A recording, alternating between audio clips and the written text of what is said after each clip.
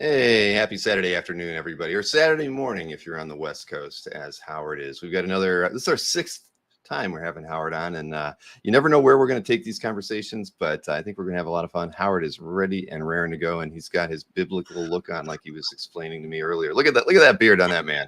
I'm deeply Mosaic. I'm filled with the brim of Old Testament-tude. I'm ready to crack the tablets. I'm ready to lead my people out of Egypt. I'm ready to hold up a liquor store. No one would recognize you with that beard, I don't think. Well, McLaughlin keeps sending me these photographs to the convention that I'm doing these days, and there are all these pictures of me clean shaven. It's a good 5 years ago, because this beard goes back to before the lockdown. So we're talking late 19. So 4 years now. And, because as someone pointed out not too long ago, beards are the push-up bras for men. And I stand by that, and because under this, I look like, if you think I look like an unmade bed now, oh my God, look at this. Well, you were probably a little more presentable back then, and that's why McLaughlin keeps, peddling that old photograph. No, he's just lazy, He's taking the easy road. No, I mean, when I was much younger, I was fuckable looking, but the photos he's running are just like, the weak chin, the saggy jowls, it's like woof. So yeah, there you go. Well, like woof. I love my capacity. I'm a writer. I make my living as a writer. And I come there like woof. Yeah. Shame on me. Well, I'm glad you were effable in your younger days, right? I mean, I love when you censor yourself. That's the cutest thing. It's so adorable. There are little girls in the room, Well, I don't think we have any little girls in the room this afternoon. No, my audience, no. I exchanged texts with my 14-year-old grandson this morning, who was just got a call back for a local production of Fiddler on the Roof. So, and his mother gave up the ghost on trying to convince me to speak to him like he was a kid. I was like, get the fuck out of here with you. Go, keep walking. Get away. Oh, I'm sorry. Thank you very much. Just imagine what the words he drops on the playground. Oh, he's good. He's good. I took him to see an absolutely shit ass production of Guys and Dolls about a month ago, a couple of weeks back, because I told him he'd be a great Nathan Detroit, and it was astonishing. I mean, the drop back set of what was supposed to be Broadway looked like Poland before the bombing. It was just awful. I mean, it was like, wow, these people don't have any real idea what neon and gaiety looks like. So please.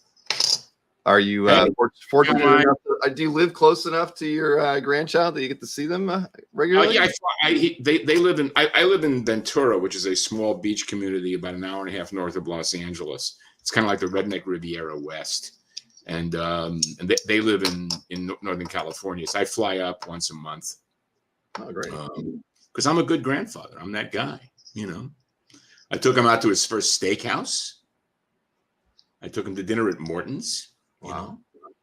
And the two of us went to town on a bananas Foster cheesecake that was just transformative. Oh, man. Right now, before I came online here, I put together the ingredients for a Sunday gravy. So I have a pot of spaghetti sauce going on the stove tonight that is absolutely bitching, Wow. Then no wonder your wife loves you. If you're cooking dinner, I do 75% of the cooking in the house at least.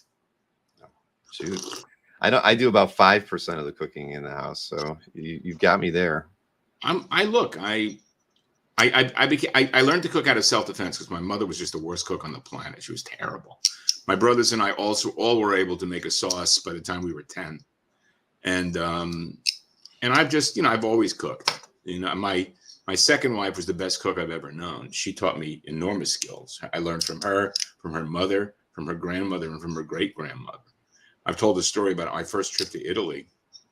I spent a week doing free internship service at a trattoria in this town called Prato, where I really learned my shit. Working in a kitchen for lunch crowd. It was good. I was in Italy about 3 weeks ago, a month ago now, and we were talking about that joint. And one of the people I was having, one of my hosts knew the restaurant that I was talking about, and it was good.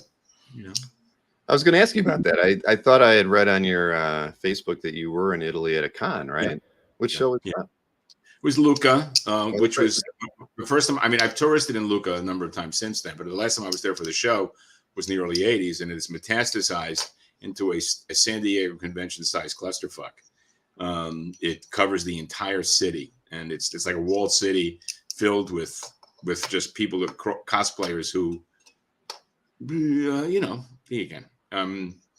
It was and with occasional torrential rain, and my client worked me to the bone. My wife was sick for the entire trip. She was laid up in the hotel room, and so she didn't get to see the city as it was. She's been there though. And then we spent a week in London after the fact, where we had some really good time and going to the theater. So who was your client? I mean, that flew you out. I assume they Salda Press. They published my material in Italy. Okay. They do a great job. I mean, I had a great time hanging with those guys. Where we just literally made the deal to do Times Squared with them, and with volumes 2 and 3 of Hey Kids Comics. And I'm going to be hitting them up to do the Italian language edition of Fargo, the new book I'm working on, which is what's on my desk right now, pointing at my desk. Right Yeah, see, I need to make you full screen so we can see what's on your desk. Okay, close enough. Pages. Lots of pages. But well, that's cool. I was curious who brought you out there. So that's awesome that you have somebody. Oh, the convention has become. My understanding is that the convention is now. When I went there in the 80s, publishers would have booths inside 2 pavilions. Now the publishers themselves have pavilions of their own. These vast. They look like army barracks, and they're thrown up. They're temporary buildings, and the city itself is just the convention itself is the city itself. Mm-hmm. And I have a feeling that the locals are not thrilled about it, although they're kind of torn between the money that is brought in by the convention and how annoying the convention is for its week. But I had a good time. Sounds a lot like San Diego. Well, but imagine San Diego sprawling across an entire city instead of being inside a convention center. That's really what it's about. It was just it was interesting. I saw one colleague. I ran into one person. I didn't see any of the other guests. And that was interesting. I was being it was oddly patronizing in a very comic way. What are the Italians people coming up to your booth? I mean, what work do they most remember you for? I mean, were you signing? I was there. I signed a lot. Salda Press has published all the recent material. I just did a variant cover for the Divided States of Hysteria. Hey Kids Comics, Divided States of Hysteria, Midnight of the Soul, Black Kiss, and some other stuff. They're publishing my creator-owned work. I think they're also doing Satellite Sam, which has been described as Howard Chaykin fan fiction. And it was a pleasant and interesting experience. I got to meet some the people on the other side of the room, and I'm going to be putting together their production guy with my production guy, so that they can perhaps facilitate and make things easier for all parties concerned. Mm-hmm.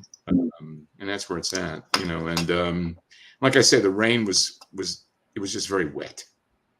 And dreary, but London. After that, London was cold and bright, and I saw 4 shows. She skipped one, and we walked all over the place and just had a fine old time.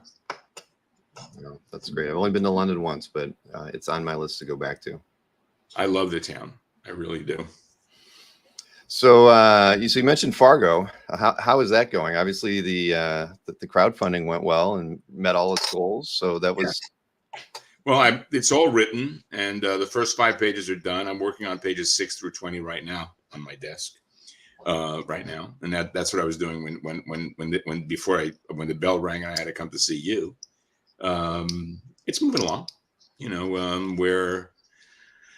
Just assembling the various pieces of it. It's always an assemblage. My goal is to get up to page 20 done sooner rather than later. That's what's on my desk right now, and it's moving along. I have no complaints.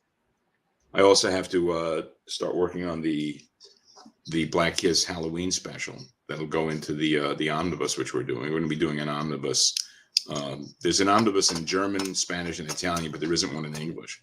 So we're going to do a complete all three iterations plus a new story for 2024. Oh, because that'll be cool. Because basically the world demands more filth from me. You know, the international pornographer that I am. You know. Well, they're just surprised that you can still write good porn. At this stage of your career, I guess maybe I don't know. I mean, I'm just for me, it's like it's easier to write filth than science fiction. I mean, it's like I remember, those days. My days of libertinism are long gone. Now I'm just an unmade bed, but it's okay. I remember. Ah, yes, I remember it well, as Maurice Chevalier sang to Hermione Gingold in Gigi. I make references that your audience has no fucking idea what I'm talking about. I don't have with that one. I don't have any point of reference at all. But that's all right. I was. I'm not apologizing. Yeah, I always try to do a little bit of freshening up on the people I interview, and so I went back and I was trying to find some old interviews with you, and I stumbled on the Kayfabe interview that you did with them like 3 years ago. I didn't realize you were sort of the inspiration for the Kayfabe channel. Ed and Jim mentioned that like right up front that just a conversation with you kind of sparked their idea that they needed to get out there on the airwaves. I thought that was cool. I love those guys. Yep. Every time I see a picture of Steve Ditko, I realize, oh, it's Ed Piscor at 50. It's like Ed Piscor looks like Steve Ditko's an illegitimate child. And Rugg looks like a guy who was your favorite math teacher. He does. It's those collared, pressed shirts that he wears. It's right. He's like the two of them are the most disparate pair you ever saw. They make no sense together, and they're absolutely perfect together. They completely are. I know. I agree. I met guys over dinner. One of the Dean Haspiel dinners. Dean and I do a dinner the night before the Baltimore show every year. And it's always like, come on, let's do this. And it's metastasized. The last one was absolutely, it was just like a tunnel of a million people. And it started out as me and Dean and a couple of other people, and it's become like a buy-in, and it's become an early tradition.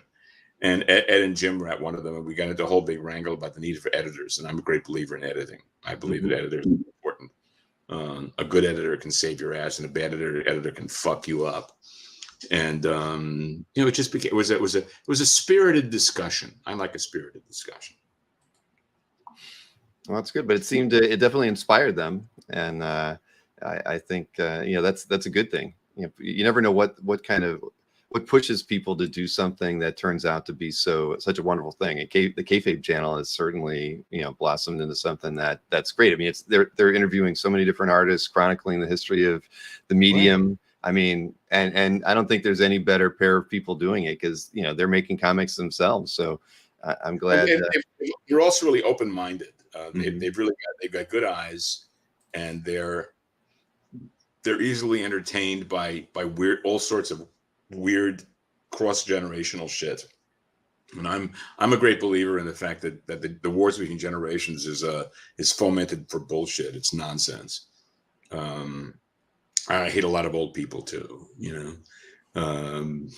so you can.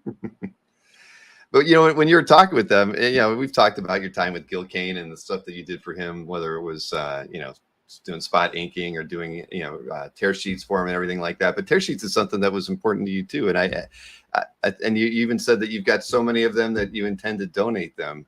Yes. They're in your will. I don't think we've ever talked about that. I mean, so in a digital age where people probably aren't doing this, I mean, how do you catalog all of what you? Well, I mean, the fact is, I've got a closet that is stacked floor to ceiling with albums of tear sheets of illustrators dating back to the 1920s. Those books are going to the Society of Illustrators, having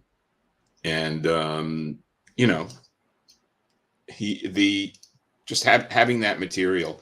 I mean, Guillermo del Toro said recently that that hard media is a Fahrenheit 451 in that our world as things disappear from streaming.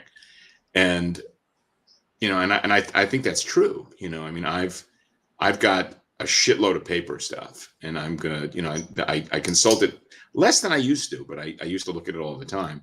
But it's all there. If I need an inspiration, I know where to go. And it's really valid. I mean, we live in a culturally amnesiac society, and where willful ignorance is the code of the day. And it's important to know where things came from, why things are, and how things came to be where they are.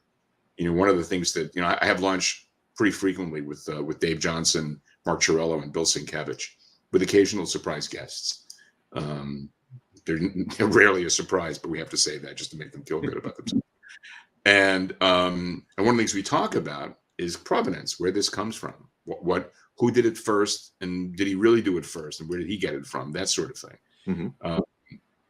And it's a lot of it is show and tell. Look at this, look what I got, look what I did, and it's just, for me, that's an important thing to note, because the history of what we do is as vital to me as the doing.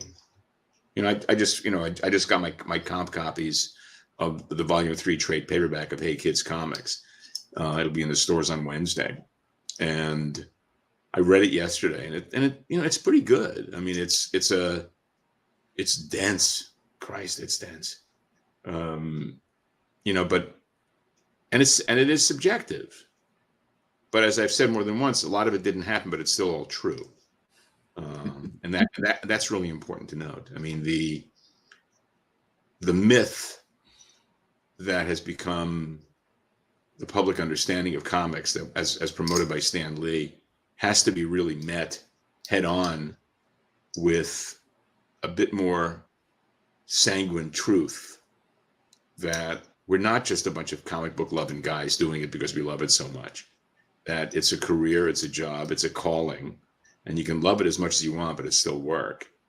And the corporate, the very fact that comics has now become ancillary media to movies and television, so that, as I've said more than once, the guys who used to beat us up for reading comics are now making bank off a comic book product. Mm-hmm. Can't be ignored. When I was still working in the television business, and I would be out pitching between seasons, inevitably there'd be some guy working at a development company who was my biggest fan. He never read comics, but they were instructed to read a couple of comics, and being in a position of having to explain to somebody that, no, I don't really feel that Rob Liefeld is the apex of my business, because these guys believe that they tend to presume that sales translates into value and quality, and it really doesn't. I mean, it's the great fraudulent myth of San Diego. All those people filling Hall H don't really add up to tickets on a generalized basis, but they keep going. And that's where that's at. I mean, do you have any of your peers in the business that have been around almost as long as you, or maybe even longer, that talk to you about Hey Kids Comics, and pat you on the back and say, you're doing a good job bringing this in? It's really good, because obviously you haven't read it because I haven't got the shit kicked out of me yet. All right. Well, that would have been the other. That's the flip side of it. Whether congratulating you, telling you you're doing a good job, or slugging you. Oh, I'm assuming that when I hit the convention trail this year, there'll be people who will no longer be speaking to me. Oh well. You're unabashed, man. You're not afraid to speak what's on your mind. I'm afraid. I just do it anyway. You know what I mean? I'm a total chicken shit, but what the fuck? I have no other choice. Well, then I guess it's going to be an interesting 2024 for you. I hope. I hope so. We've talked about a couple different people in the past, but Stranko is somebody I don't think we've mentioned too much, but I know you and he ran into each other a fair amount back in the day, right? And Stranko is kind of instrumental in this hobby that the angle that that I come to speak to you about original art collecting. I know that he curated a few things. He certainly put some catalogs out there to promote. Well, he has a collection of illustration. Mm-hmm. Amazing. He also, I ran into him back in the 1970s, mid 70s, when the bicentennial was acting. I mean, one of the things about in 1976 with the bicentennial of the United States, there was enormous terror and fear going on because there had been a lot of money lost what is it, sexcentennial? What is it, with the 150th anniversary of the Civil War? I forget what that was called. And it was a disaster. It was a financial disaster. I mean, the only memorable things that came out of it were there's those gruesome blue and gray the trading cards with all those horses and impaled on pickets, and the Marx play sets, blue and gray battle sets. But the money was lost enormously. So there was a lot of sort of tentativeness about the money being invested in the bicentennial, which made a lot of money for people. And one of the great things about the bicentennial was an exhibition at the New York Historical Society of 200 years of American illustration. It was the worst hung show ever because there was just so much shit. It was astonishing. It was just everything. Everything was there. And I ran into Steranko there one day because you had to go back to it a couple of times because there was just no way you could see the whole thing at one time. Mm-hmm. And Steranko curated it for me in a really wonderful way. He explained to me who this guy was, that guy was, and turned me into a fan of a number of people who I had no idea existed before. Most specifically, Sandy Cosson and Herbert Paus. Mm-hmm. And, Steranko has great eyes and great ears, but he's also a complex figure, a very complex figure who has alienated a lot of the audience of late through his politics. Mm-hmm. And, last time I saw Jim, we were at a convention in Canton, Ohio, and it was me and him and another guy who's dead now. And the other guy who was dead now seemed to be separate and distinct. And Steranko and I made a commitment to spend the evening with the promoters of the show. Me, because that's what I do, and Jim, because he never picks up a check in his life. And after the show, after dinner, we sat in the lobby of the hotel and talked for quite some time. And he recommended me that I listen to someone I'd never considered listening to, and he was right. It was really amazing stuff. So I give him credit for having great taste, but he is a difficult figure to address. But was he difficult back in the day when you first met him? Let's face it. He's been coasting for half a century on 5.5 years of work. I don't consider that competitive. As annoying as Neil was, at least he kept working, and he was annoying. But he kept working. He kept delivering. He kept competing, and I think competition is what it's about. It's getting out there and doing the job.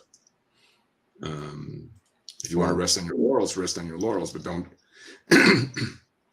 make a career of it. That's just me. Yeah, no, I get it. I know Neil was a big, he got you your first work, right? So he always played a pivotal, early on. That must have been pretty gratifying to have Neil be, but he launched a lot of careers at the end of the day, didn't he? He was a very intimidating guy. Once he achieved the kind of attention he deserved, when we forget that when he showed up in the comic book business after doing newspaper strips, his work was not well greeted. He was not well regarded because he wasn't Murphy Anderson, and Murphy Anderson was the touchstone. He was just very odd looking. Neil Gill dismissed Neil's work as making comic books safe for commercial art. Which was both true and bitter in its own way.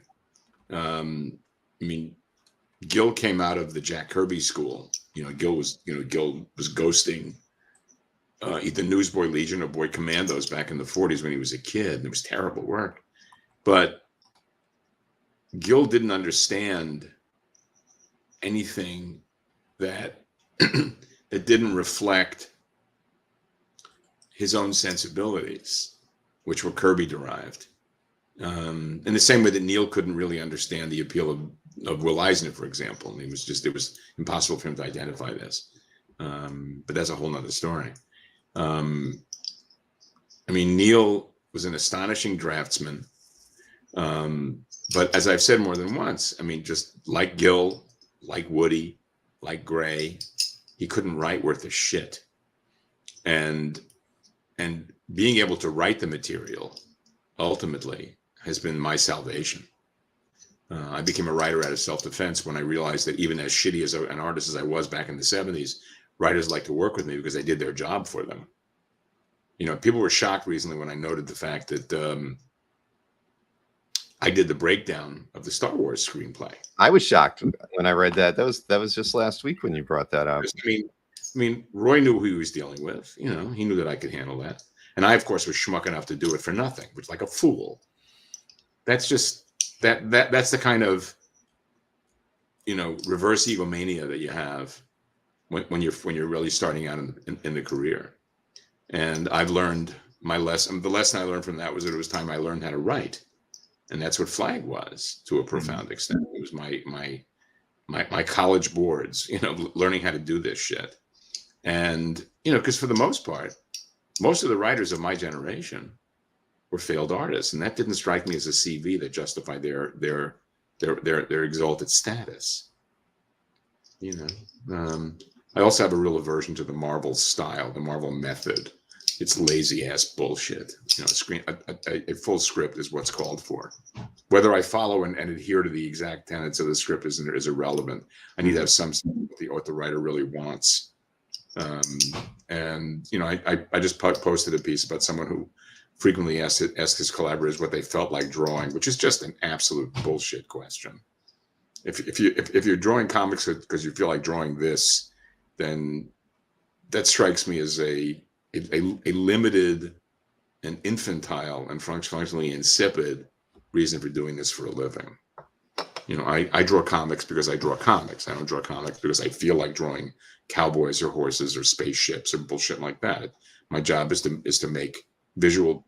create images that are endowed with narrative value on a page and in a panel. And I take that shit very seriously. What was the first, you know, I guess partial scripting or writing gig that you got? I mean, or was it always something like what you happened with Star Wars, where you were just doing 50% of the work? I don't recall. I mean, yeah. I worked with Steve Gerber on the Tales from Atlantis. That was my first Marvel work, and Denny O'Neil took advantage of me in this regard as well. Len Wein did too.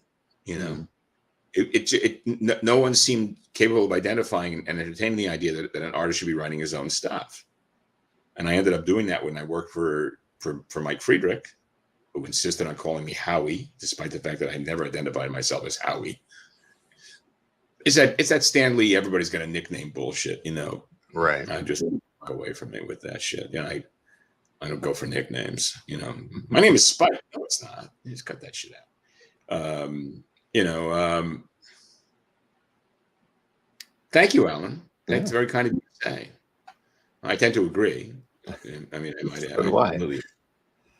But you know, but do you think that was born out of the Marvel method? Then do you think the idea that you as an artist or artists in general at Marvel, you know, Kirby included, you were kind of forced to do that because of the method. I mean, you became writers by default, uncredited as you were, you know, and all that effort that you're putting into it. I mean, that's we talk about that a lot today. I mean, it pops up in a lot of creators' Facebook feeds monthly. You know, I just finished reading the book according to Jack Kirby, and I'm one of those people who believes that you know, Jack did, you know, create everything, and that Stan came in and created this language that above what Jack had done on the page, to appeal to an audience that thought they were in on the joke, but they weren't. Stan didn't really, you know, I mean, let's face it, Stan was a lifelong hack who, you know, took credit for his own rescue. And he was a very affable public presence. We have a comic book business because of him. He sustained the business. But that's like crediting Jerry Della Femina with the product as opposed to selling the product. Jerry Della Femina was one of the inspirations for the character of Don Draper on Mad Men. He was a great advertising man who was known for he pitched the idea of selling the movie Tora Tora Tora as from the people who brought no it wasn't it was the Toyotas, from the people who brought you Pearl Harbor. You know, I mean, Japanese car in the States. I think that might have been the title of his memoir. You wouldn't think somebody like that would have a long career in any business.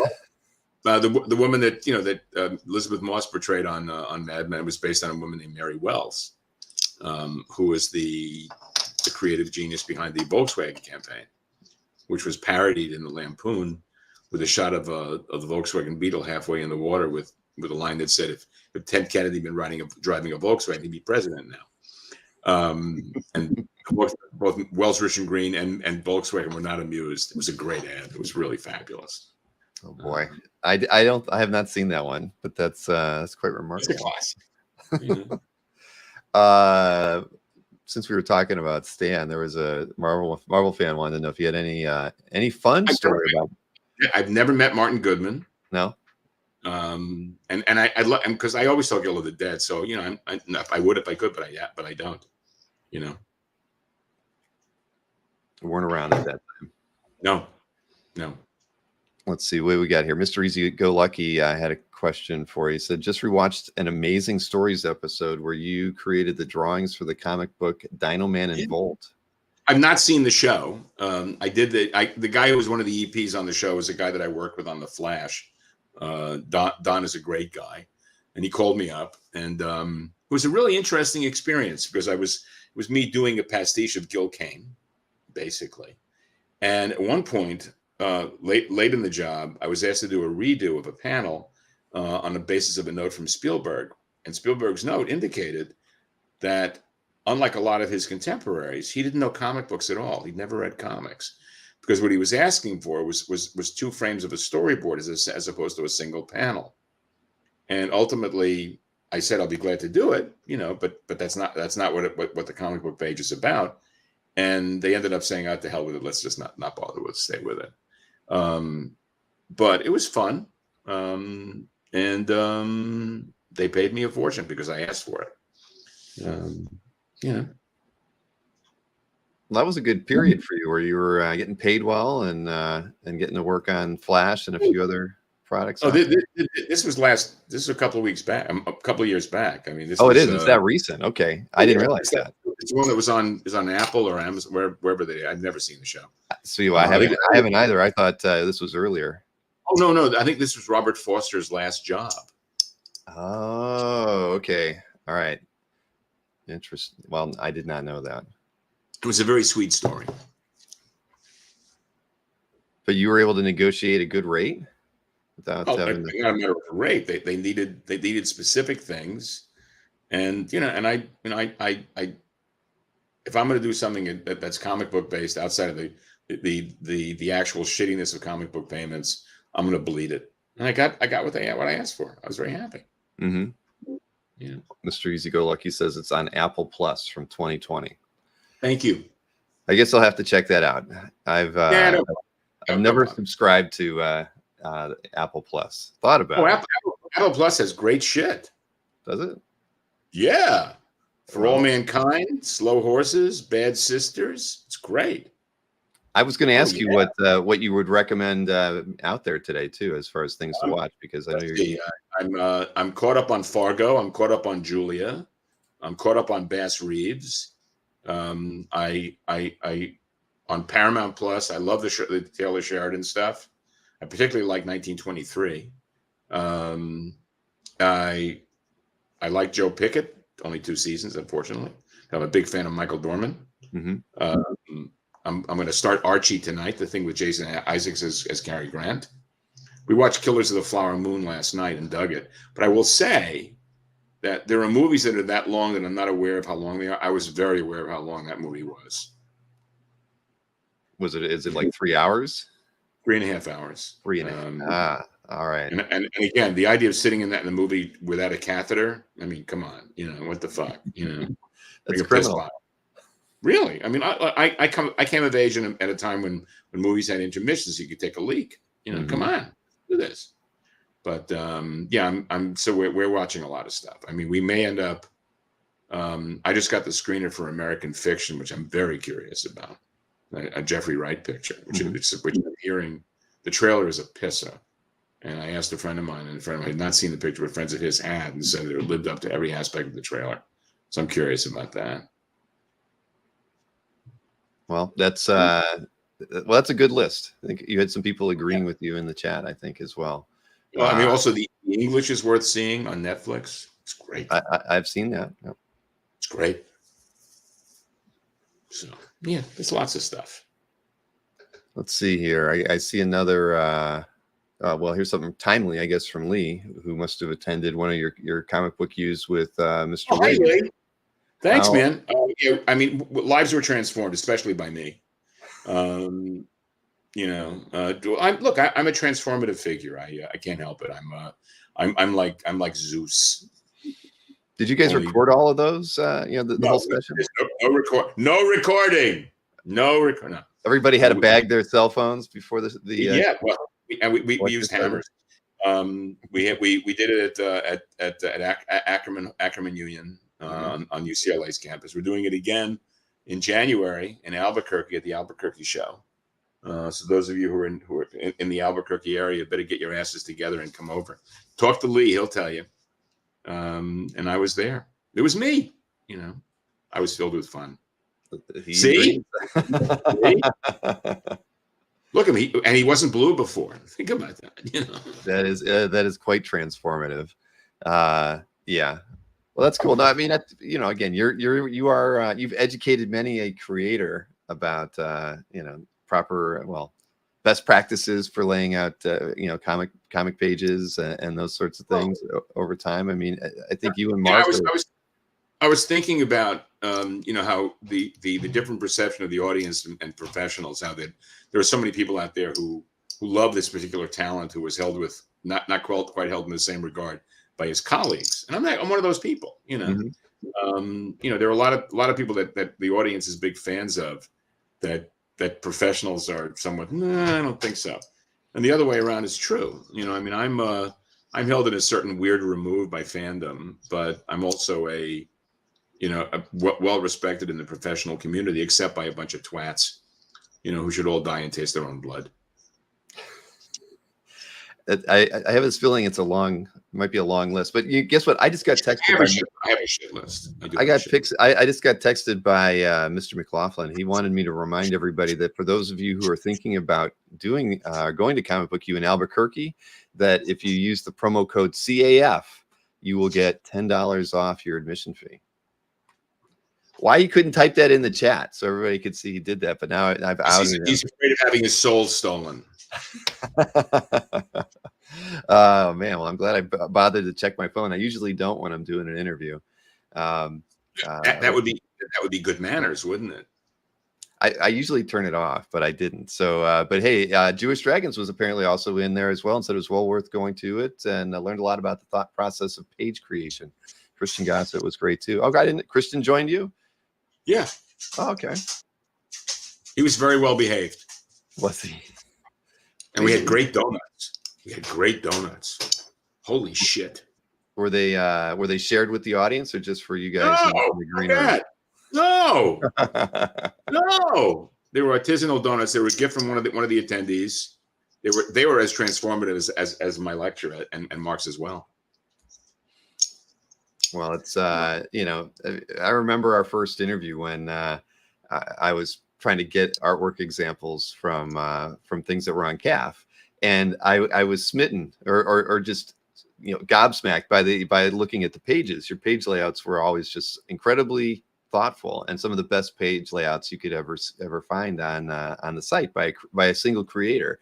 And I remember telling you that, and you're like, Bill, I mean, I've lectured, I've taught, about how to do this, and it just shows that I can't think of anyone better on the page creation side other than you to be educating the new artists and even artists who've been in the business for a while, on how to construct a page. You are the master. I learned recently that I'm regarded as an edgelord, and I had no idea what an edgelord was. So I had to ask someone, and I found out, and I laughed a lot. What is an edgelord? Because I've never heard that term. Who sits back and has a neck beard, and expresses opinions that are contrarian. Disagreeing with me. Okay. So, I'm a difficult figure. I'm not the nicest guy in the world, but nice is always bullshit. Good is better, Mm-hmm. Here come my dogs. I was going to say, I think I hear the dogs. My dogs. There she is. Framed in the door.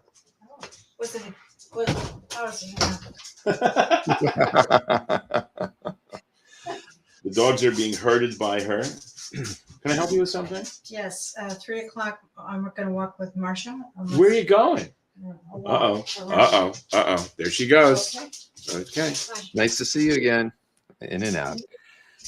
From the Edgebeard. That's interesting. But people come up with the craziest terms, but there's once you know what they mean, you get it. It's so appropriate. It's just like marketing, right? I mean, I've always been, it seems like sometimes a brand name doesn't strike you for a year that you realize, they kind of wrapped it around what the thing actually does. And then you're like, shoot, man, I've been calling it that for years and never understood that they were really, it's actually a smart concept behind it. And call me naive.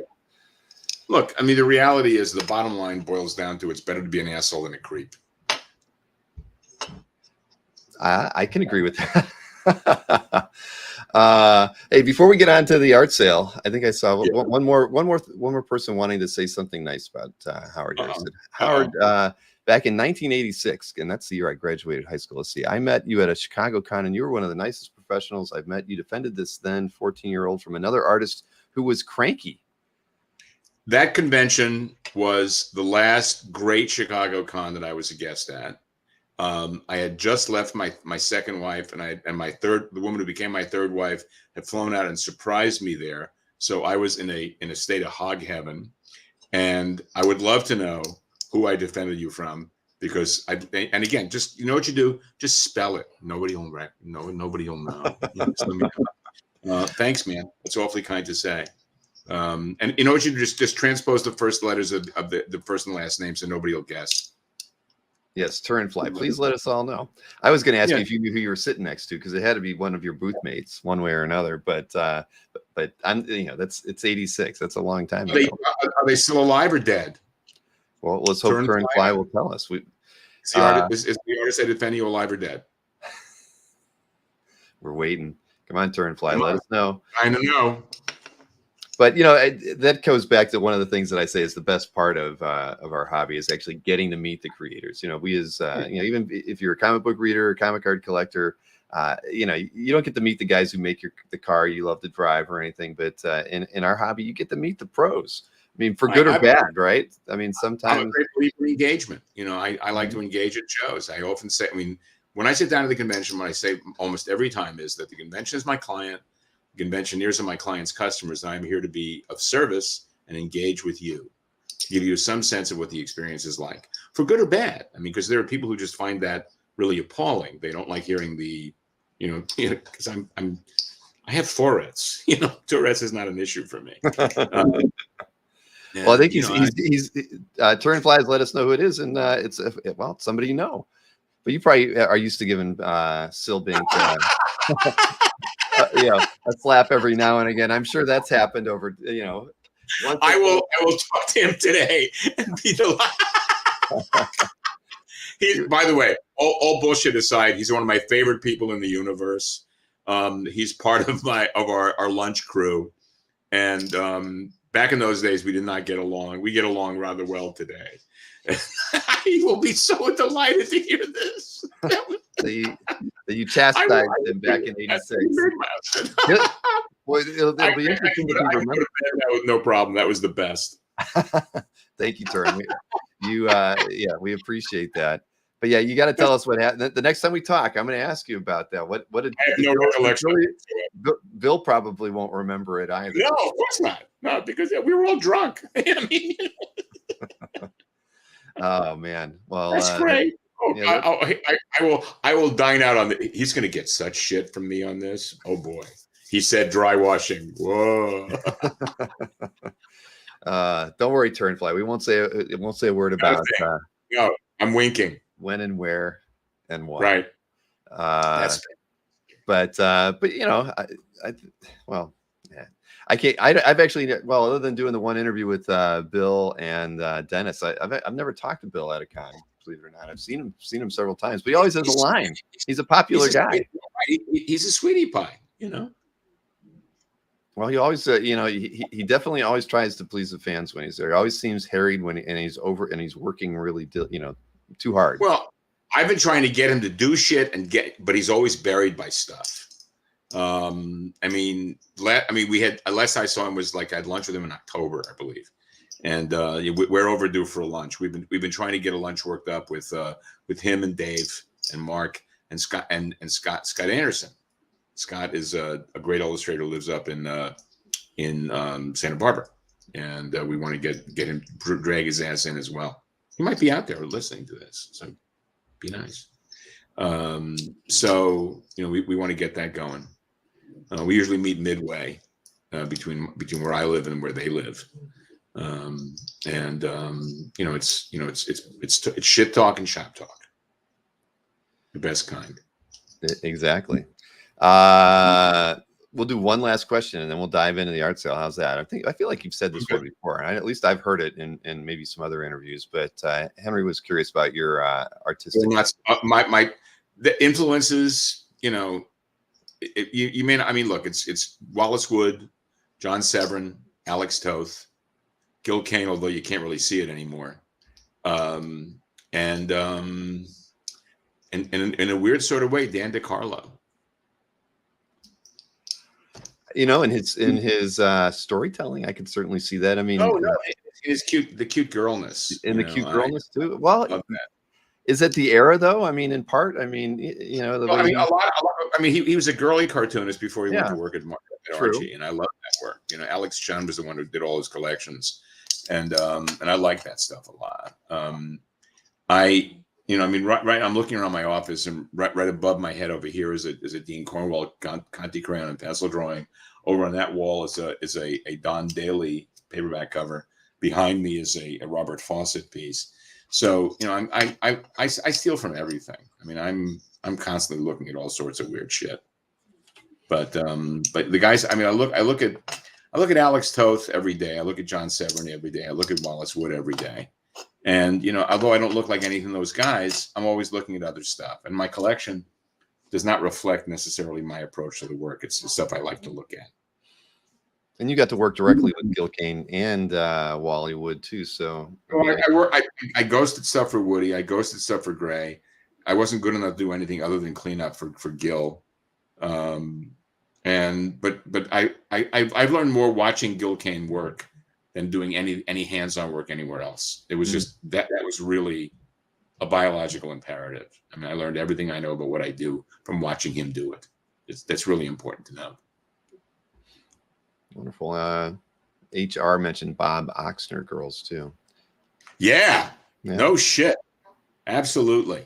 Well, all those guys. There was that period, you know, with Oxner, and there was the guy who did Moronica, one of the most insulting comic book titles ever.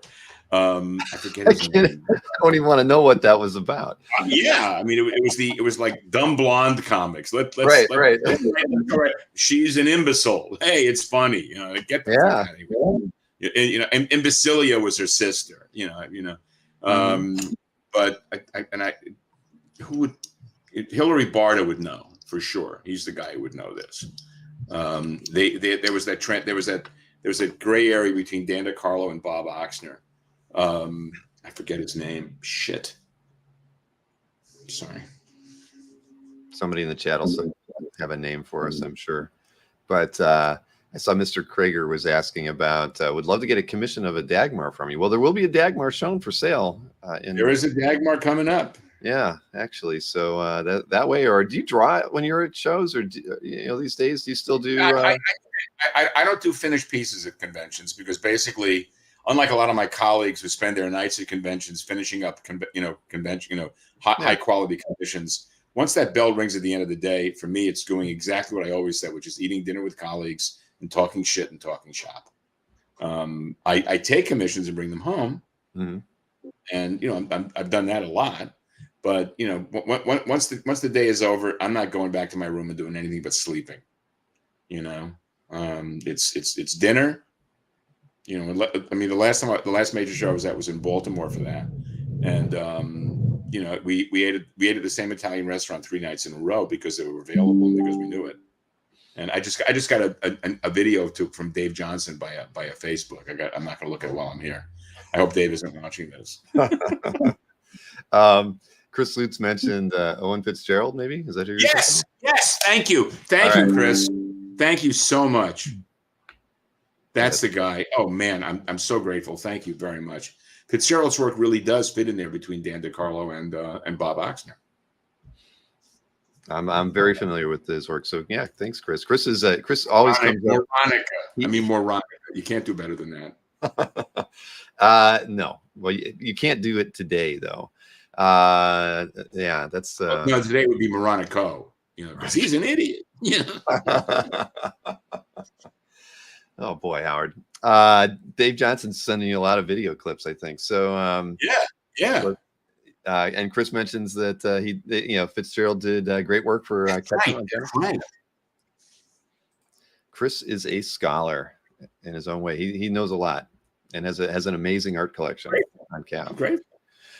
Let's see here. So why don't we, we're 50 minutes into this thing, Howard, and I know you must. I'm here for you. I know you are. Well, there's plenty to talk about. Before we came live online, we were talking about Bill's hair. We all love Bill's hair.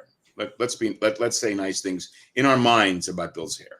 Please do. The thing is, believe it or not, my AC died last weekend, and I haven't been able to get somebody out here to fix it. So it is just like I may have an afro in another week if I don't get this thing fixed soon, or I'm gonna have to get a haircut like you.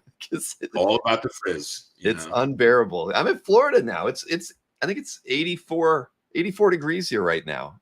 I've got the windows open and I got fans in them because the AC's busted. Because my office is here. So I live 5 doors from the beach, so it's about 55 degrees outside today.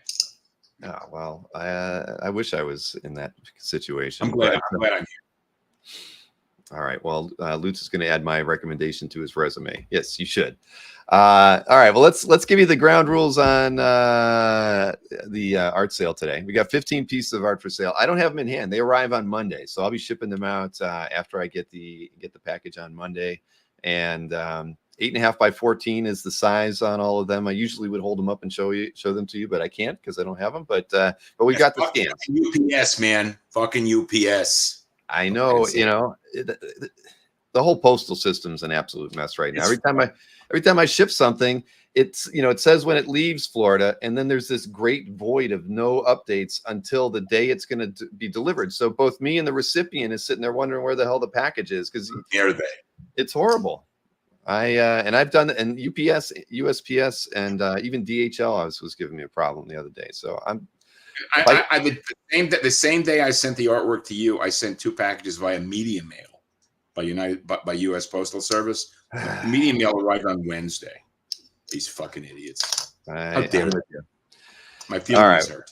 Well, let's go over the rules here with everybody. Where's those slides? How to buy. Everything's in the chat this show. So you're just going to type claim and a lot number. There's 15 lots. So you just put claim and the lot number after it, and the artwork is yours. So all the artworks today are priced between $350 and $500. We've got lots of 2-character pieces this time, something that Howard did special for this show. So all these pieces are done just for today. So Howard always puts a little extra effort in for us. And so this time we get the 2 characters. But when you claim anything in the chat, what we need you to do is email me after the show. Bill@comicartfans.com is the email to use. I want you to let me know which lot or lots you've claimed. Always include your mailing address when you do so. And it's always good to tell me how you want me to invoice you, because we definitely prefer Zelle and Venmo. I mean, I'll even take a personal check in the mail so I can avoid having to charge any fees, because if you need to go the PayPal route, we do charge a 4% service fee if you're in the US and 5.5% if you're international. Canada is international, just so you know. And as far as shipping goes, we're shipping it all from here. I ship everything really well in Masonite, and domestic shipping is $30. International is $65. And once again, I handle all the shipping. Simple as that. Can't be any easier, right, Howard? Well, it probably could be. I think Howard's watching that video of Dave Johnson. So let's see here. What can we, or else I'll wait till he's back in here. But yeah, you know how this thing works. But a lot of people keep a notepad handy, because you look at all the slides that we are going to show, or the artworks we're going to present, and you can claim it anytime. And I always recap stuff at the end of it as well. So any pieces that don't get sold, you can claim it afterwards. And for those who don't claim during the show, I end up putting them on CAF, in the CAF classified. So anything that doesn't get claimed here will get put out there for everybody to potentially pick up. Let's see. Is Howard? Howard, are you there? You're on mute. It looks like. Yeah. Somehow you got muted. I don't think I can unmute you. Oh my God! There we go. You're back. All right. I had an episode. Well, I'm glad it's over. It was a very special episode. All right. Well, everybody knows the ground rules. We're just gonna dive in and start looking at the 15 pieces that we've got available today, which includes a Dagmar, as we mentioned earlier. So let's see here. Starting off with lot number 1, we've got Batman and Catwoman, priced at $500. Again, these are on 8.5 by 11 or 8.5 by 14. I'm sorry, I'm not reading my own slide. Now, when I get the scans from Howard, Howard, you do scan in grayscale, so it does drop out like the blue lines, because typically, probably on this piece there'll be a little bit of blue lines that you can see for your initial layouts that you do and everything. But here, you get this great finished piece, Batman and Catwoman, priced at $500. And see, we're getting extra questions in the chat, but Batman and Catwoman. How often did you get to draw the Caped Crusader? More than I care to. I've never felt. It wasn't until I did the black and white version for the Batman black and white that I felt I was able to draw the character with any real skill. It's such a goofy looking character. But whatever. I don't know. It fit the mood of the era.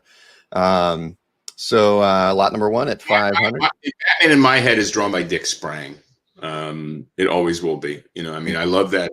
The planar jaw, the widow's peak on Bruce Wayne, the big clenching smile. The Dick Sprang Batman was the Batman of my experience. I was a Golden Age collector when I was a kid, so I saw a lot of the Jerry Robinson stuff. But I really loved the Dick Sprang stuff, and I hated the Shelley Moldoff stuff. Moldoff was just too soft. It didn't have. It was terrible.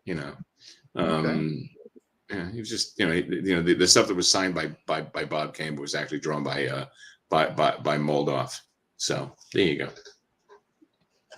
All right. Well, we got this one at lot 1. We'll take a look at lot 2. This is one of the single character pieces on 8.5 by 14. This is Beverly, scantily clad, but that's the way we like her. So priced at $350 here.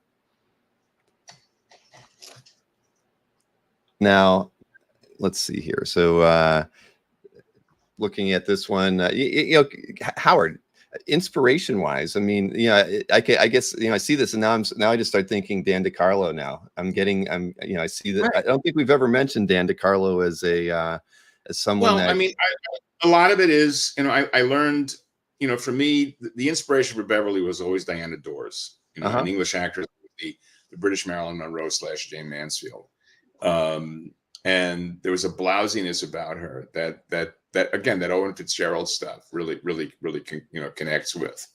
And I've always had a good time with this stuff, and it was my first. It was actually not my first, but a really premier black and white piece of work that I did back in the 80s, and then again in the early aughts. And I like doing the material. I get it. I definitely get it. Brian was mentioning that when we're speaking about Batman, he said that Moldoff had the burden of having to copy the style of Kane. I guess Right. that would be a challenge. I did love what I loved about Moldoff is the way he portrayed insanity was to put a little pie slice in the pupil of the eye, and it was just like, I loved that. It was sort of weirdly graphic. I dug that. So, well, it's everyone has to have their kind of I don't know, signature thing that conveys an emotion. So I guess that worked for him. I'm gonna have to go back and look because I don't remember it. Little pie plates. Just a little pie plate. All right, I'm gonna go back and look. Now this has Beverly and Dagmar on it, so this is lot number 3, priced to $500. Good taste remains timeless. That is true. They are, they're dancing in a line here, I think. But they're dancing. Well, yeah. Well, that's the way you got to. Yeah, and Jewish Dragons is claimed lot 3. Thank you. Dancing in the dark. Da, da, da, da, da, dancing in the dark. Yeah, wonderfully done, and we appreciate it, Jewish Dragons. This was a nice one. And again, I wish I had them in hand. I could show them off, but you'll get these in the mail. I'll get these out probably beginning on Tuesday. So after I get them tomorrow. So thank you for that. And now we can show the Dagmar piece because that one is our next one. Dagmar on the 8.5 by 14, priced at $350, single character, of course. And so you can get them together. You can get them as solo pieces. I think you've got an opportunity here to own everything. Just do it, please. Get with it. I don't want to have my feelings hurt any more than they are. Come on, let's get with it. Okay. I think it's probably hard to hurt but you said earlier you were a very sensitive guy, Howard. Deeply so. But I fall apart. You hide it. I cry at Nutrisystem commercials. Yeah, that I could see that being like a meme. We could make a meme out of you crying at one of those. They're fat now. They're not fat. Oh, it's great. So let me just throw it back up there. So Dagmar lot 4, priced at $350. Then let's see here. The next one I've got is lot number 5. Tell me, that now. I've always had a hard time. Is it Fafford and the Grey Mouser? I got it right. Fafford and the Grey Mouser. Fafford. Okay, Fafford. A little. This was my first major feature when I was a boy, and I don't think I did great work on the artwork at the time because I really had no idea what I was doing. But I liked the characters so much. I ended up writing the adaptations with Mike Mignola some years later. But the Fafford and the Grey Mouser were characters that Fritz Leiber actually didn't create. He simply took them from another story and applied them to his own. And he based the character of Fafford on himself. And the character of the Mouser is based on Stanley G. Weinbaum, who was a great science fiction writer and editor of his time. They were both hapless drunks who spent most of their time ambling drunkenly through the Bowery. And the Bowery became the fantastic city of Lankmar. And I love that stuff. I'm a big fan of that work to a great extent. The Leiber stuff informs much of what I did on Times Squared. Mm-hmm. Times Squared was a sword and sorcery book for people who like crime fiction, and that's what this is about. So you definitely lean more towards more fantasy versus science fiction as far as a genre of preference. I love the Leiber stuff. I mean, Fritz. I mean, I met him very briefly many years ago in the mid-'70s. The same night I met Isaac Asimov and Philip Jose Farmer. I was introduced to them by Michael Moorcock. And I had a fanboy meltdown. It was just like, whoa, my God, these guys, fucking A. So that was that. Man, You've been around, Howard. That's Moorcock. You've heard that before. That's not the first time anybody said that. So Chris Lutz mentions that he's happy to see that. Back in print? I have no idea about this. Well, then I think so. The idea of you getting a royalty check might not be known to you, but hopefully you do. Is it really? Who's bringing it back into print? I have no idea, and I don't expect any royalties. Well, Chris will let us know. I had not heard that. Yeah. All right. News to me. Let's take a look at lot number 6. We have a Flagg and Mandy here at $500, 8.5 by 14 again. Oh, and Raul. How did I miss Raul? Always Raul. Oh my gosh, this is a 3-character piece, everyone, not just 2. I don't know how I didn't see Raul there. I feel like he's taking a nap. Oh man, let's see here. Oh, Chris Lou says Dark Horse maybe on the Faffer. Really? Really? Yeah, interesting. I had no idea. Prater says paperback compendium of it coming out. Okay. My relationship with Dark Horse is limited. All right. Well, a little bit of info there. So let's see. So lot 6, Flagg, Mandy, and Raul. I'll get that right when I post it somewhere later. And it comes out next month, just so you know. Wow. All right. So $500 on this one. So what do we got next? I think we got some Flagg images here coming up. So we have Flagg and Raul. This is the first one, 8.5 by 14. This one's priced at $400. And you did a couple different ones with Flagg and Raul. Yes. So this is lot 7. Might as well show them all so everybody knows which poses we've got on here. So that's 7 with the machine gun, and then the more classic action pose, Raul and bow tie here for lot number 8. And let's see, lot number 9. Here we go, Flagg and Raul again. He's just kind of in the way. I got a cat like that. Every step I take, he's always based on a cat of mine named Cochise, who really knew his way around. So yeah, absolutely.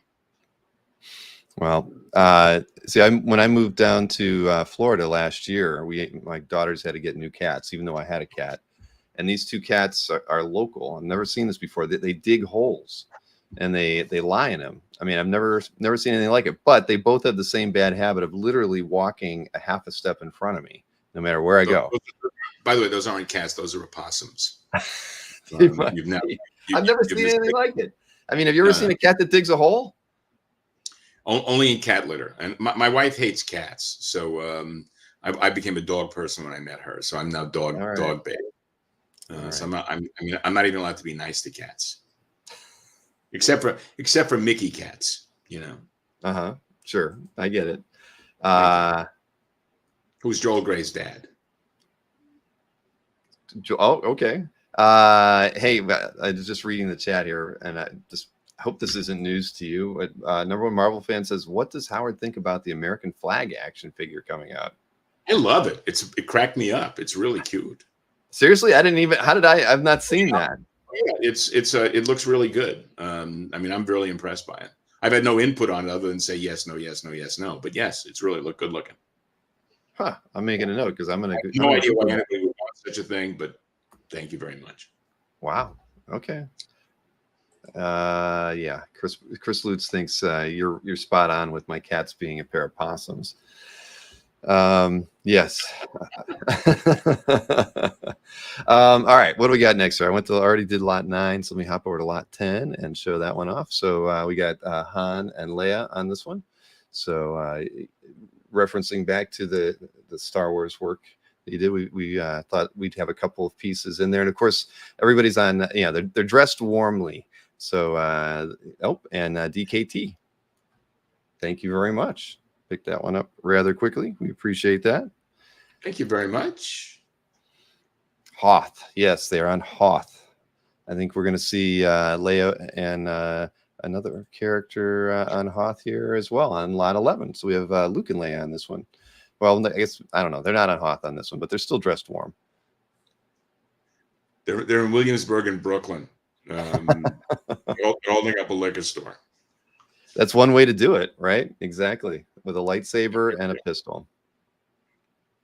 Yeah. Well, everybody's giving you, Bruce here has mentioned that, where was that? Met you in Austin last year. You're an absolute pleasure and great at conventions. Thank you. I couldn't agree more. I'm a gift to those who attend. Thank you, Andrew. Yes, thank you very, very much, Andrew. And Endor, thank you, Marcus. Endor. Or aggressively relaxing. Yes. I'm sticking with Williamsburg. All right, marking that one down. Thank you so much, Andrew. Those Brooklyn Ewoks, yes. But that's I'll be honest, Howard. I've heard that from other collectors though, that they enjoy seeing you at shows, and it isn't just because you sing. Your booth mates say it too. I mean, I've heard that. Who was I talking to? I can't. An artist like not too long ago mentioned that they were next to you, and I asked him, Sil Binkevich, that's who it was. Sil Binkevich. You are going to give him a oh God, endless. Oh grief. Comedy gold. Mm. Yeah, they don't call me the Archbishop of Fun for nothing. Exactly. Well, I was thinking that, with that group of creators at a table, I mean, that's something you'd want to know, like when you're making that dinner reservation, to see you, Dave, and Bill all shooting the shit. I think that that would be a sight to behold. It is. It's a transformative experience. All right. So let's move on to lot 12 here. We've got Pansy and Max on this one. So this is on the same size, 8.5 by 14, priced at $5. From the Times Square stuff. The omnibus of Times Square has finally climbed out of the legal logjam that it's been sitting in for 3 years, and will be out in February, I'm delighted to say. And this is Pansy and Max, the heroine and hero of the book. I've seen the one copy of the book that is out there, and it is a breathtakingly beautiful package. I couldn't be happier with this. So these are characters that are near and dear to my heart. The Times Square stuff is probably my favorite work of my work that I've done. I'm really happy with it mostly, and these are those characters. Didn't you posted a photograph of an actor the other day, or maybe it was today, and I was like, doggone that. Yes, yeah, he looks like I drew him. He looked exactly like you drew him. I first read your comment, and then I don't know how I managed to read the comment and then look at the photo. Because I first read the comment and I thought, right, and then I saw the photograph. I was like, holy shit, you're right. It is like you drew this man. Well, I caught up on a series on Hulu that I hadn't seen called Flashman is in Trouble, and he plays one of the pivotal figures in the show. And I kept looking at this guy. Look, this guy looks like I drew him, and he's a very youthful 53. His mom is Susan Stamberg from NPR, and he's a nice Jewish boy who looks like I drew him. Thank you. The end. The end. Well, let's see. We got 3 more pieces here to look at. We've got lot 13 next, and you get the Shadow and Margot on this one. Very, very well done. You draw a great Shadow. That's very kind of you to say. Yeah. I take nothing for granted. I mean it. I'm serious. I mean, I have, I look at my work and I say to myself, I do the best I can with what I've got to work with, but the standards of the audience in mind operate on different planets. And I'm actually pretty happy with this piece. I like my Margot. I always have. What, with regards to the Shadow, I mean, are there any kind of pulp era characters that you wish you could get the opportunity to work with? I mean, work on in some way, whether it was just doing the writing. Really. I was never a pulp reader. I never got into the Shadow or Doc Savage or any of that stuff. For me, it was always the Edgar Rice Burroughs stuff and the Robert E. Howard stuff and the guys who were imitating them. And my skill set long ago fled from that. I mean, the last time I did a Conan piece was when Dark Horse had the license, and I did a thing about Conan as an old man. And involving a war going on between his 2 courtesans, one of whom was an older woman and the other was a young up and comer, and the people, the Howard people, when they read it, they thought it was a very strange story, and I realized because it wasn't about somebody climbing out of a dragon's ass or some shit, that kind of stuff. So I had a good time with it. It was a nice piece. But my skill set is more in service of contemporary material, so.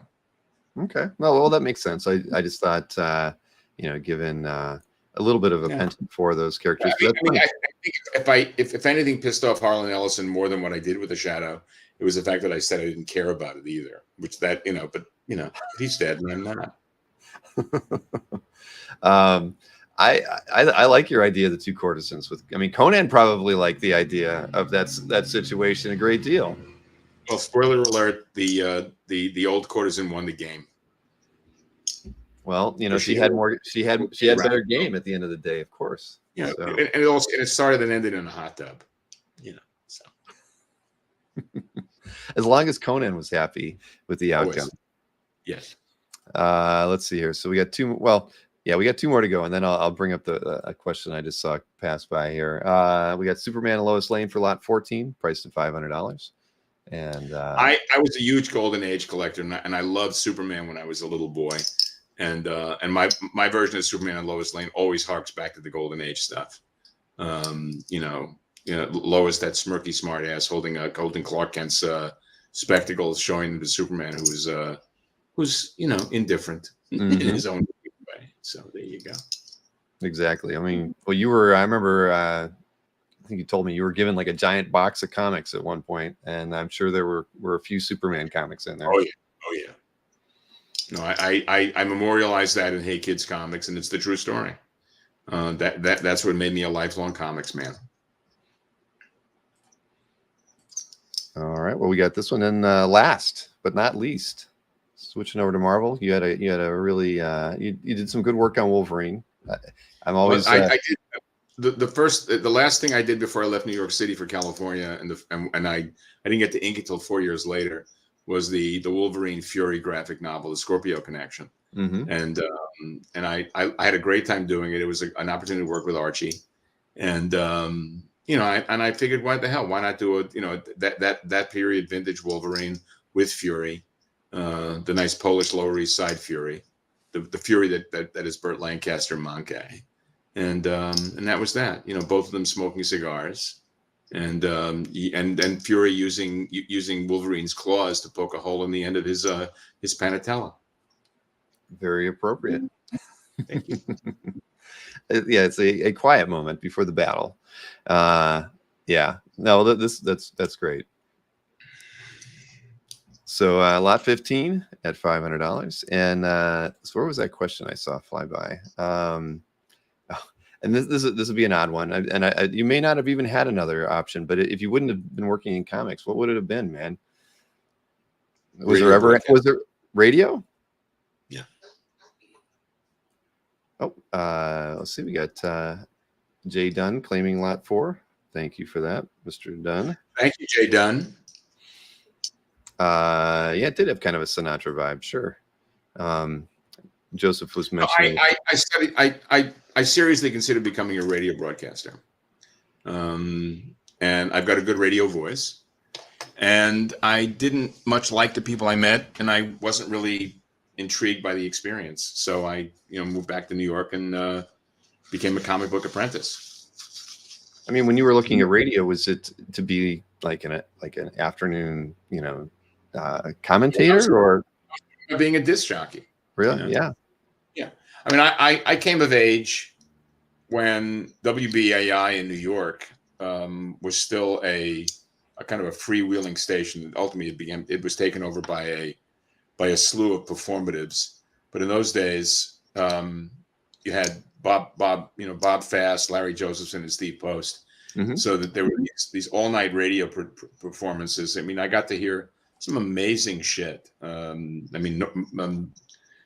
Marshall Efron, who was a really intriguing figure who died a couple of years back, who did a Sunday school show on CBS back in the 70s and 80s that was absolutely batshit. And these guys were just amazing performers. I mean, anecdotally, just a couple of months before I left New York City for California, WNEW-FM had been taken over by a guy named Joe from Chicago, Joe Pisarcek, who on his afternoon show played the Gilligan's Island theme as sung to the tune of Stairway to Heaven. And it really pissed off his audience. And he apologized profusely. And then the remainder of his 4-hour gig, he played nothing. He kept repeating it and playing it repeatedly. I respected that enormously. And I come out of, I mean, somebody posted today or yesterday a piece of Ken Nardine, and Ken Nardine was the guy who did word jazz. I like booth announcers a lot. I'm a big fan. I would have really had a, you know, I like the idea of, I listened to Gene Shepard every night I could when I was a kid. You know, I never went down to the Limelight to hear him live, but you know, I was too young. I never, you know, I was afraid I was not a courageous person as a kid. But I listened to Shep, and I listened to Larry Josephson and Bob Fast and Steve Post, and just all night radio. And that was it. I really loved it, both music and chat. You know, Long John Neville. You know, not Art Bell, but not into the midnight. Too fucking crazy for me. Yeah, no, I've only listened to Art Bell a couple times, but yeah, he's very far out there. You know, yeah, far out is one way of looking at it. In alien picture. So let me see. I just want to make sure I didn't miss any other comments here. Joseph Stewart mentioned that I'd love to see you do a Lone Ranger one day. I mean, with your affinity for Western. I would have loved to do the Lone Ranger. I mean, I'm watching Bass Reeves on Paramount Plus, and you know, when I was a kid, and I'd see these early Lone Ranger interpretations with the full face mask and everything else, and also there's a Lone Ranger serial that is basically a remake of the Masked Marvel or one of the other. They're the same show, same script. In which the Lone Rangers, the characters are slowly eliminated. You find out who the real Lone Ranger is. And every year when the Lone Ranger Origin show was on, I went batshit, you know, a fiery horse, the speed of light, a cloud of dust, and a hearty hi-oh silver. Return with us now to those thrilling days of yesteryear as the Lone Ranger rides again. I'm Fred Foy, your announcer. I love that stuff so much. You know, Clayton Moore, Jay Silverheels, Butch Cavendish, The Lost Dutchman Mine, you know, all that stuff. Right. You would have been great on radio. You really would. I think you could still do it if you wanted to. I'm too fucking passed old. you by. Yeah. Well, I've aged out. But you know, you do really well, I think, on your Substack. I always read those when you post them. I mean, I think you're still. Look, I make friends and influence people all the time with those by alienating. I mean, I keep hoping and praying it will generate people unfriending me on Facebook.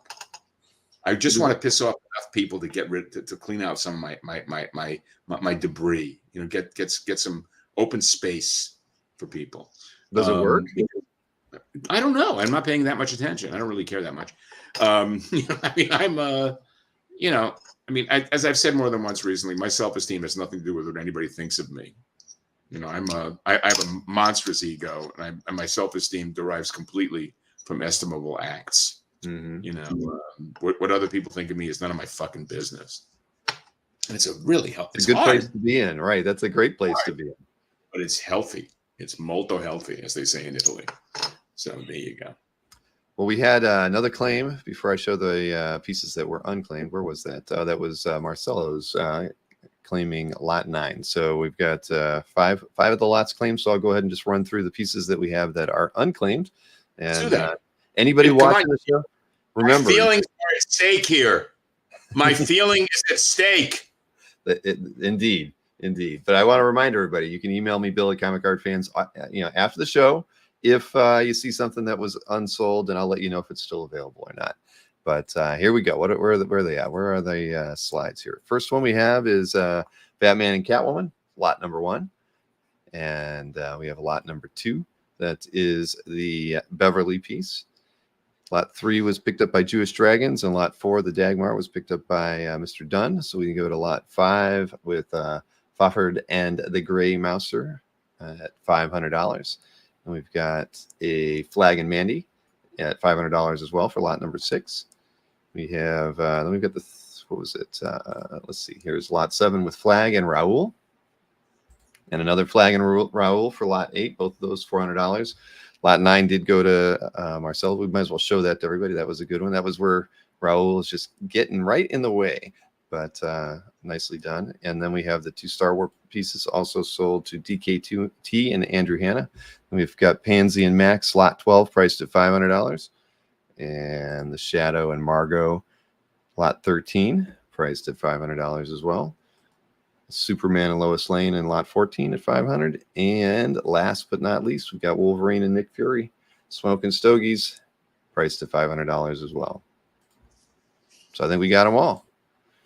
So yeah, hit me up. For those of you who claimed pieces, you got to email me after the show, and we'll arrange payment. Remember, include your mailing address when you do that, and if you can, which payment option you want, because I'm happy to send an invoice out immediately. Or those of you watching afterwards, Bill at comicartfans.com, you can email me, and I'll let you know what's still available, if it's still available. Any of those 10 lots that we still have out there. Any parting words, Howard, before you get on with your weekend? I would suggest strongly that you buy everything I've laid on Bill here, because basically I'm old, I have nothing to lose, and I will come to your house. Just kidding. There you have it. Well, all right, Howard. I appreciate you hanging out with me. I'm looking forward to it. Please. What was that? Get your AC fixed. Really. I'm sorry. You can't let them see you sweat, and I am sweating right now. But yes, and you gotta. I'm gonna remind you about the Bill story, or the no, I'm gonna give him shit. The shitstorm will begin as soon as I'm done with you. Absolutely. All right, fantastic. Well, thank you everybody for tuning in. Thank you, Howard. Thanks to all of you.